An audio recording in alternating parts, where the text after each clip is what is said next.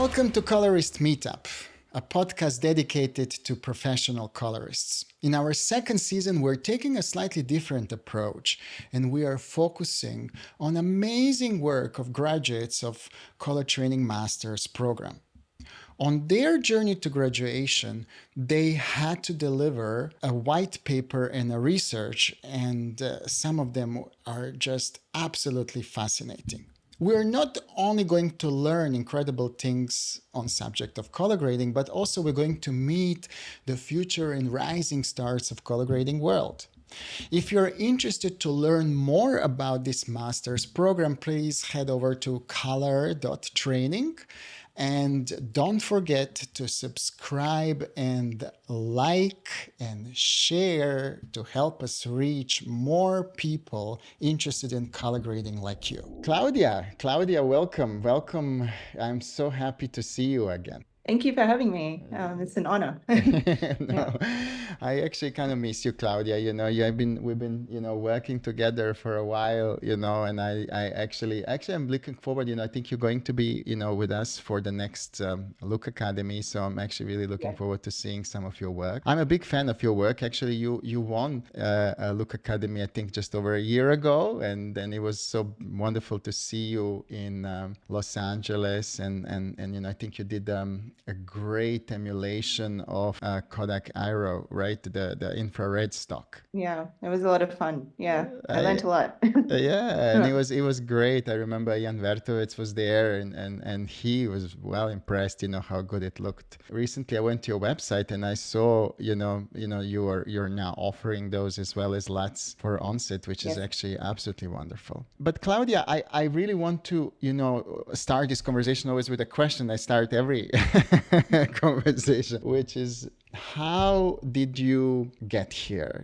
What is your story? How did you become a colorist that you are today? I graduated from university and I studied screen studies and photography, and I had my heart set of being a cinematographer. And this was in 2004. So I was working on set as a camera assistant for a couple of years, and a job came up in a post facility called Digital Pictures, which doesn't exist anymore. It was in Melbourne. It was one of the biggest post facilities there. Yeah, the job was for a telecine assistant. So I applied and eventually got it. So I worked as a telecine assistant. So this was 2007. Telecine assistant, a film scanner, and a digital film assistant in Australia anyway. It was sort of like at the in-between moment of when digital was coming in and film was kind of on its way out. But I got to string up telecines every day.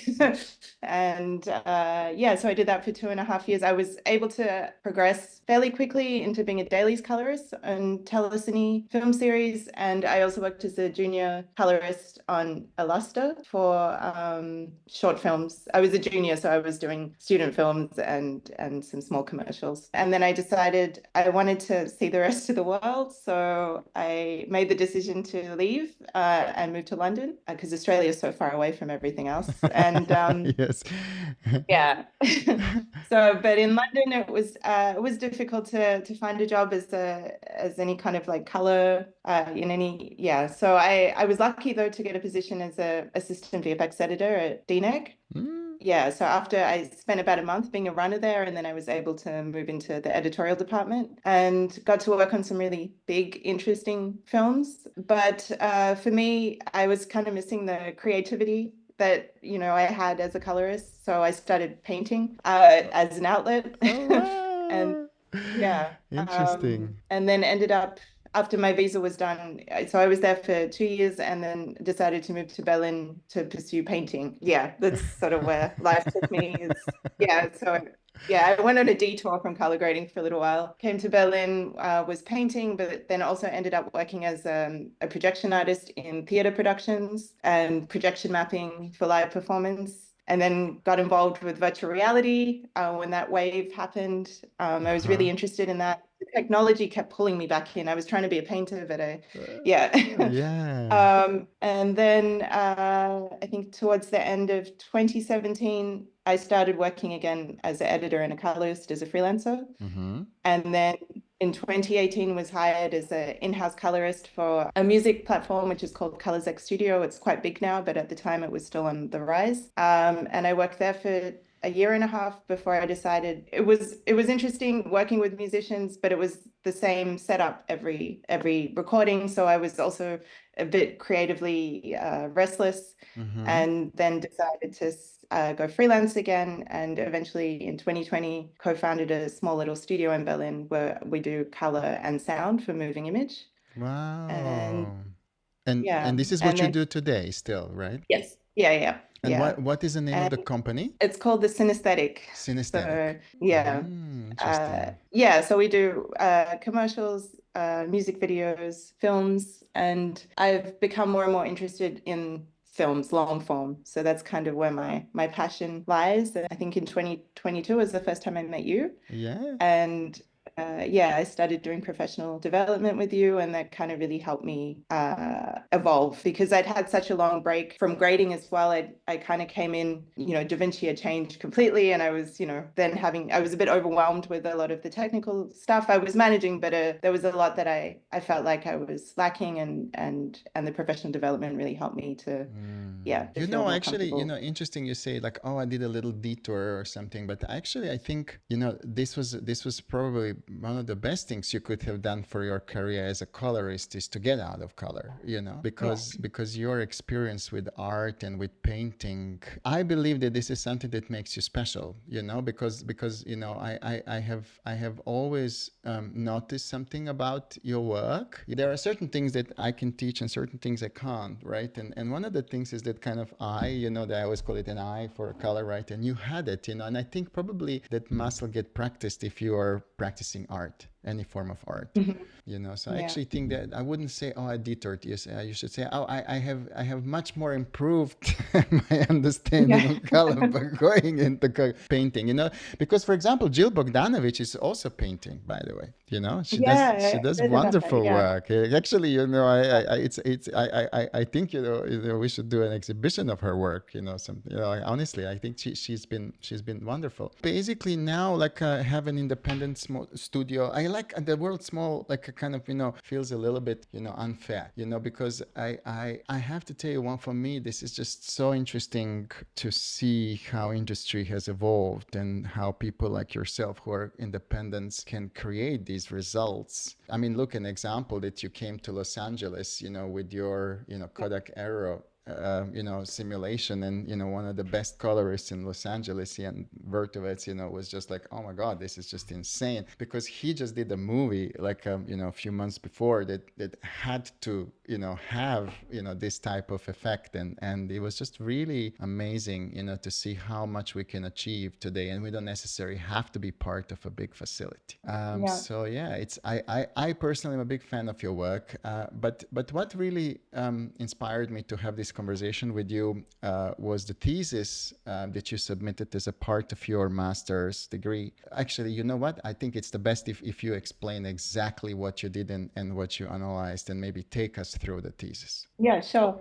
So the inspiration for my thesis was actually sparked by a discussion you had on the Colorist Meetup podcast with Alistair Arnold. And he shared his insights about preferred workflows concerning color space. And this really piqued my curiosity because I hadn't considered myself very technical. And I was like, oh, there's still more to learn. There's a lot under the hood of color grading. And hearing him talk about it got me really interested. My motivation was to understand the technical underpinnings of color grading, because as an independent colorist, I don't have access to a color scientist. So I've relied very much on industry standard best practices without really, I guess, fully comprehending their significance. My goal for the thesis was to have a clearer understanding of the foundations of color science in order to enhance my creativity. Because when I heard Alistair talk about it, he really uses, I guess, his scientific knowledge as a creative tool, and that kind of really inspired me. And I decided I wanted to focus my investigation on the latest developments of color science, which was LogC4 and ACES 2.0. That's where I thought, okay, this is where I'm going to start, because this is the aesthetic of now. And so a couple of things that Alistair said that did pique my interest was that he did everything based on a 1D tone curve that's invertible, and that was his basic color science. So he has his own color space, I believe, when he works. And another thing that he said, which I found really interesting, was and I guess it's obvious, but I'd never really thought about it, but you don't have to, you can separate the gamut and the tone curve. They don't have to be together. And he mentioned that, you know, in splitting it, it opens up much more creative possibilities. So those two concepts stuck with me as I progressed with this thesis. The contemporary aesthetics of LogC4 and ACES are in a similar direction. They're both very much focused on high dynamic range, you know, shadow detail and smoother roll off with visible detail in the highlights. They both have a large working color space that's within the human visual spectrum. They have architecture that enables simultaneous SDR and HDR transforms. In the case of LogC4 also, they now are able to map hues as well as the brightness of those hues, so enhancing alignment with human perception. And they're focused on more accurately capturing the spectrum of LED lights. So yeah. I really love the fact, you know, that you have, you know, pinpointed this whole contemporary aesthetic, you know, kind of because you know, it's true really, like, you know, the aesthetic of films is changing all the time. It's not static. It's not like, oh, this is the look, right? It's evolving. And we've seen really that shift, you know how much cinematographers prefer detail in a shot, right? They'll enjoy that. How important is that roll-off in a highlight? Now that we see it in HDR, we can choose how much roll-off we want. We never have to clip anything, right? You know, and then also you see the fact that lighting changed so much and that we use so much LED, how much more challenging it is for us actually to control, you know, that light and how it is. And you know, I love the fact that you understand it, you know, not just that you were like, okay, I feel, you know, that there is, you know, that we need to understand this aesthetic and how we're gonna, you know, control those elements. This is so important for all the colorists out there as well. So thank you very much for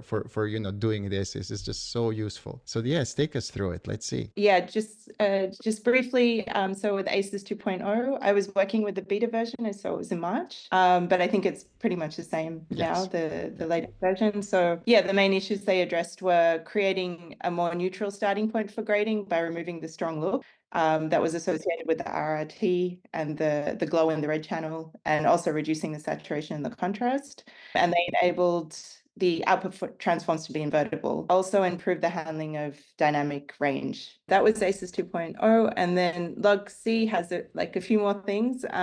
So, you know, they redesigned the curve and lowered the gamma to expand the dynamic range, but they kept the tone the same as Log3C. Primary advantage of this was to enable smoother roll-offs in the highlights. But the impact of it was that printer lights and traditional color correction didn't behave in the way that we were used to, because the mid-gray is sitting so low at 28%. So they have a LUT that functions to convert everything as part of their color pipeline that will restore the mid-gray to the original level, and it compensates for the gamma with a higher gamma on the ODT.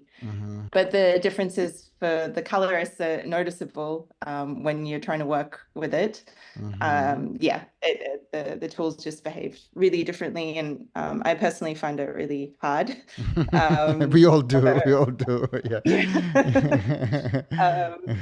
And I wasn't sure how to recalibrate my intuition to work with it. You know, those were the key takeaways from the LogC curve. But LogC4, the color processing, LogC4.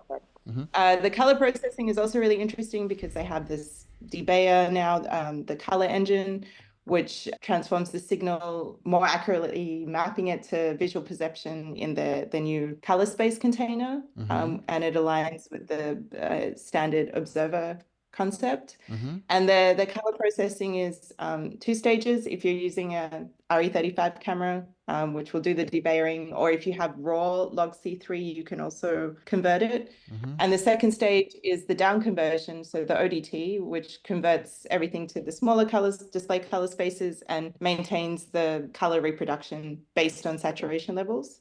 And so as far as I understand, the output, the ODT adjusts the brightness levels of different color channels independently, and also integrates saturation and brightness. So it's not just illuminance and a chrominance, it's sort of all intertwined. Yeah. Yeah, This is, I think, which where the most work went into, isn't it? I think this is where the biggest magic is in that yeah. ARRI LogC4 to 709 ODT. This is just incredible what they achieved there. Yeah, it's beautiful. But the downside is it's not invertible. So yeah, and I guess it introduces its own type of RRT, which imparts like a fixed visual perspective, which kind of could be limiting. But it is based on visual perception, so I mean, I don't find it disturbing in the way that the old ACES was. Yeah. I'm terribly sorry for interrupting, but I just have to tell you about something really interesting. If this is a type of content you really like, I wanted to let you know about a group we have created called the Art of Color Research Group, where if you become a member, you get every month new seminars, new guest lectures, and also you get access to the world's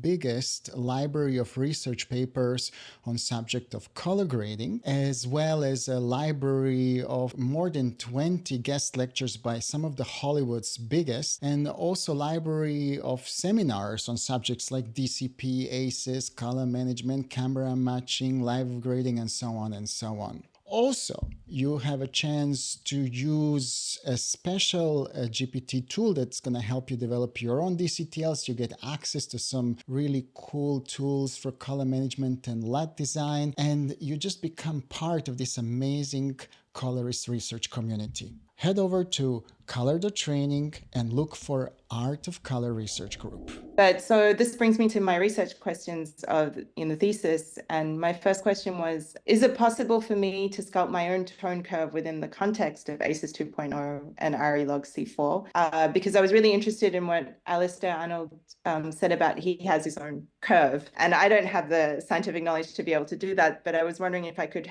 have some kind of control within the frameworks that already exist that have good color science, I understand. already. So that was my first question. My second question was, can I enhance the perception of image fidelity within ACES 2.0, similar to that of ARRI LogC4? So in the case, if I was working on a job that required me to work in ACES, but I wanted an ARRI look, how would I be able to do that? And then the final question was, how can I mitigate the negative impact of the new LogC4 tone curve on traditional grading tools, and especially concerning the crushing of black levels? So yeah, that's what I explored.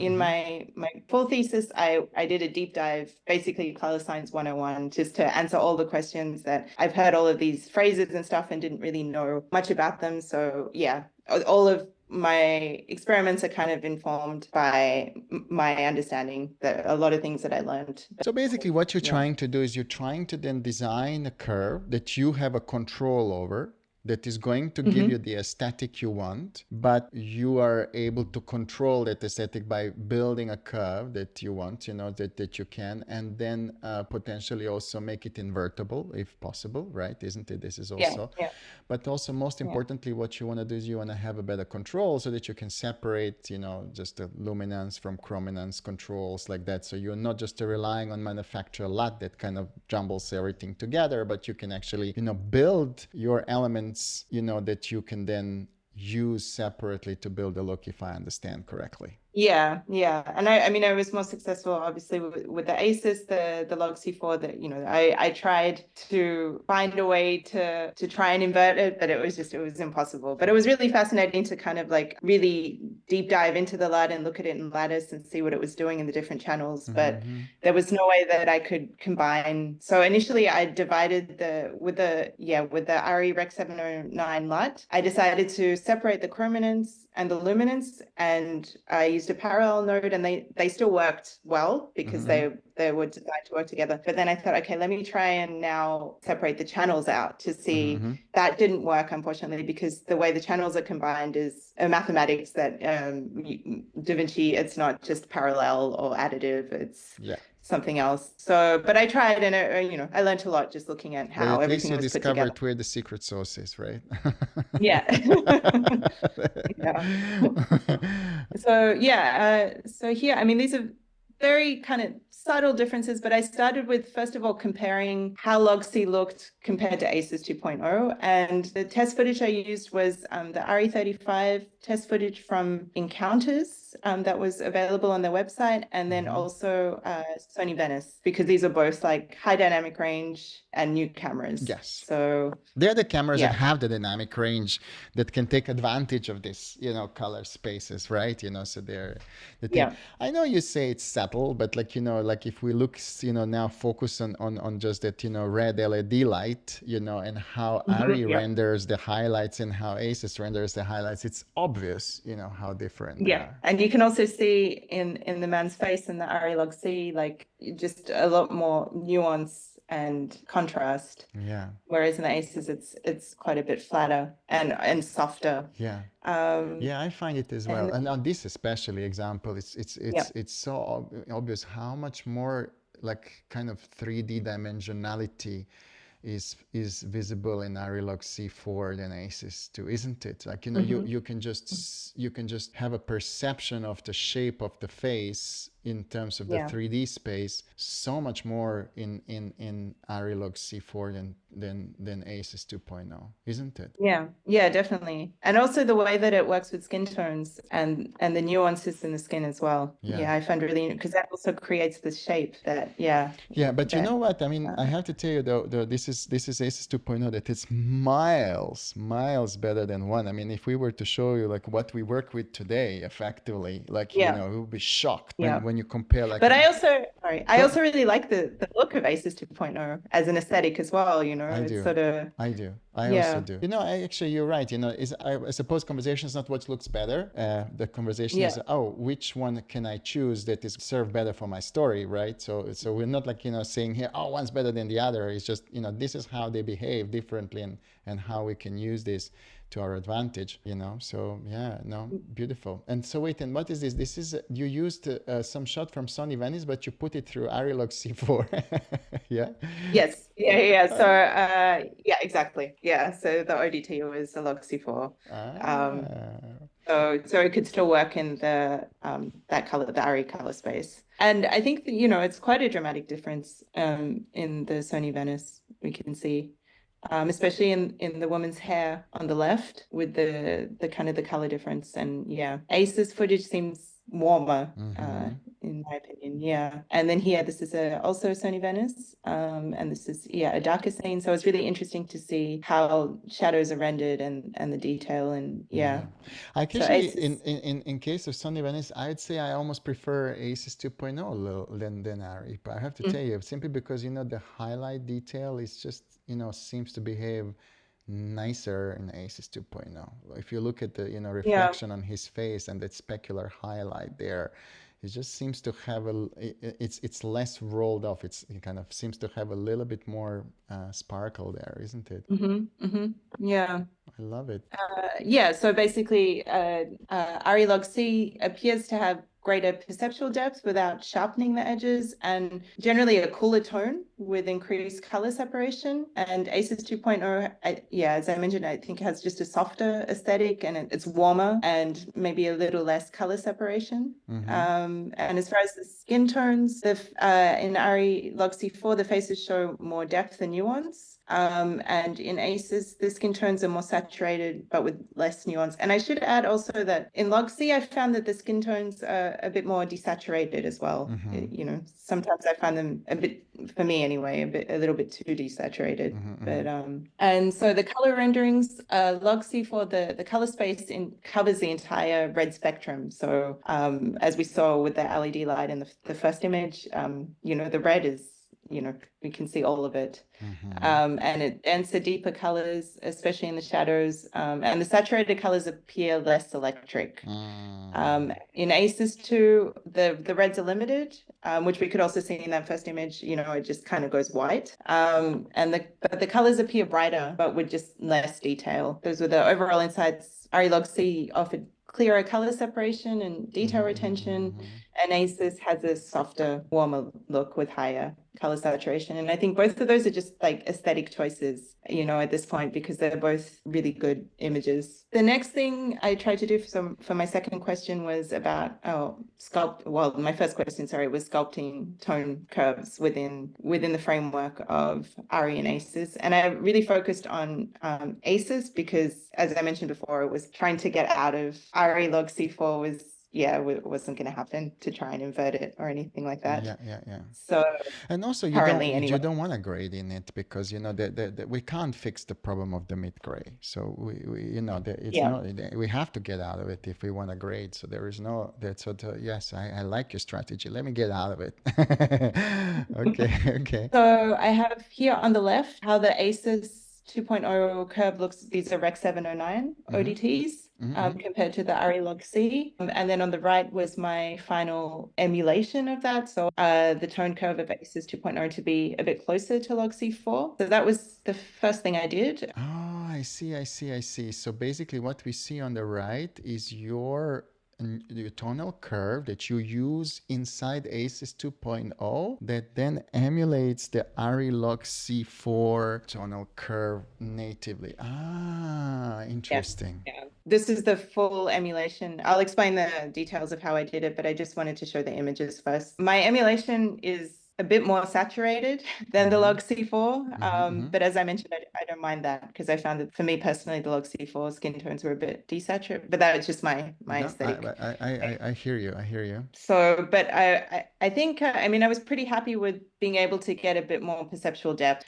But it took a few steps. It wasn't just as simple as sculpting the curve. And this is just some more imagery. So let's just go. You want to go quickly just back to the slides and just explain to us what we are looking here. So basically, what is the top row now? And we start from the top left. Okay, so the top left is this is ARRI35 color chart shot with ARRI35, and the color science being used is ARRI LogC. So it's debated with ARRI, the color engine, and the ODT is the ARRI LogC4. The second image in this row is my ARRI emulation in ACES 2.0. So it's still debated with the ARRI engine, but the ODT, it's then moved into ACES space, and the ODT is ACES 2.0, but with my compensation adjustment just before the ODT. I essentially made like a addition to the ODT to create this emulation. I understand. But that that addition would be considered part of the ODT. Correct. So you will combine it together. It's going to be a new ODT effectively that will have that in. Makes sense. Yeah. And then the last image in this row is the original ACES 2.0, just to compare. To compare. Yeah. And then we have a same process just done with a Sony Venice in the bottom row, effectively, right? Exactly. Yes. Interesting. I will definitely make these images available for download, in a little bit higher resolution because, I'm pretty sure there's many of listeners who are interested to see it in more detail so that, they don't have to suffer through the compression. So we'll definitely make it available. And so just for everybody who's kind of listening to this podcast, all of these theses and all the other, student theses, they're available in our research library at the color.training to all our students. So, if you're already part of color training, you're more than welcome to, download and read through Claudia's and any other thesis that was part of the master's program. Sorry, Claudia, to interrupt. Let's go. Carry on now. Right. Okay, so this is just another set of images with the same format. So we can see how, how the red spectrum works. Obviously, it's ACES that I'm using, so it is kind of washed out. I find that his face has more detail in it. And then in the bottom row, this is Venice, Sony Venice again. And I think here, the ARRI emulation, I think particularly happy with the skin. I think, yeah, it's kind of desaturating in the shadows, but this is something I noticed when I was sculpting the curve and something that I have on my list to try and find a solution to. But it's good to see it in this context and how it acts in low light. And this is the spectral boxes. I forget. Yeah. Perception boxes. Yeah. So that we can kind of have a clearer idea of how the colors are actually sitting. And we can see on the left, like the ARRI LogC, the reds are like super dense and rich. And you can see in my version, you know, it's not so rich, but it's kind of the colors are in that direction. And then in the ACES 2.0, the colors are kind of, yeah, the reds seem to be a bit kind of more blue. I don't know if they have a bit more of a not as they seem to have just a bit more of a bluish tinge to them, in my opinion. I don't know. Absolutely. Yeah. So my initial, so how I did it was I did it in 3 steps. First of all, I had the ACES ODT and I made a node just before to do the tone curve sculpting. And I used Look Designer to be able to look at the 2 tone curves and try and match them.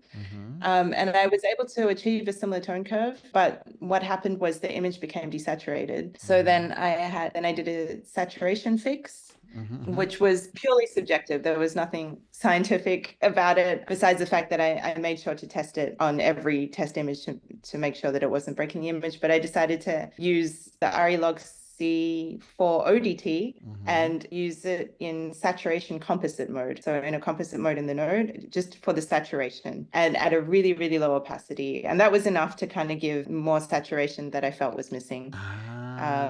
So you were blending basically the saturation, you know, as a separate layer or as a separate node. Yeah, exactly.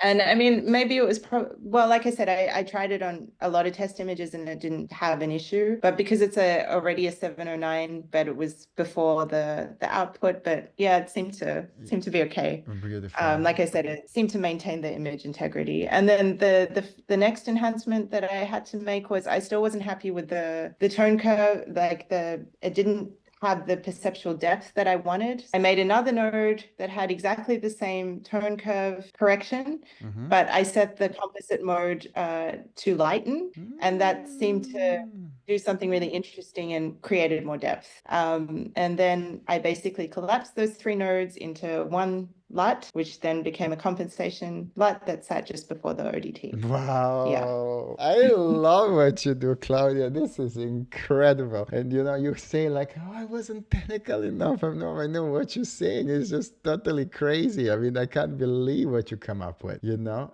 Beautiful, beautiful. You know, using different blending modes instead of like, you know, just designing curves and trying to use the traditional tools. Like it's just such a, you know what, this is so refreshing. So refreshing.